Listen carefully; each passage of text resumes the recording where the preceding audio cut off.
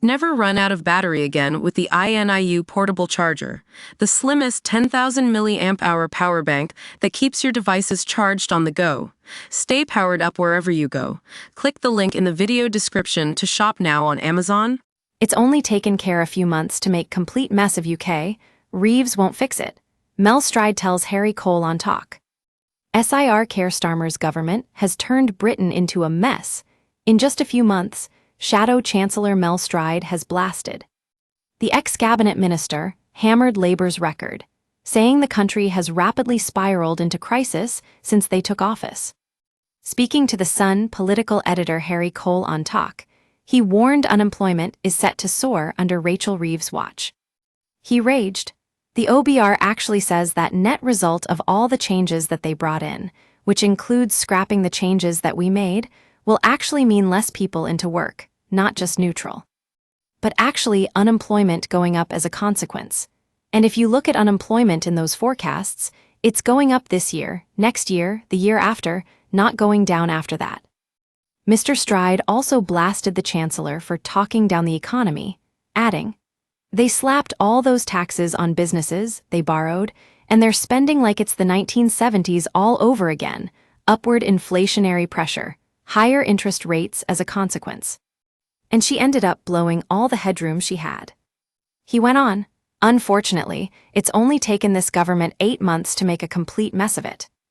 It comes as Brits are bracing for a raft of new tax hikes after growth forecasts were slashed, forcing Rachel Reeves into £14 billion of spending cuts. GDP will go up by just 1% this year, obliterating the government's £9.9 billion financial cushion amid warnings of a fresh rise in inflation. It significantly increases the likelihood of further spending cuts or tax hikes at the next budget to stay within her fiscal rules." Put to her on Times Radio that this was now inevitable, Ms. Reeves this morning insisted, "No, it's not." But when pressed, she repeatedly declined to rule out more tax rises and spending cuts in the autumn.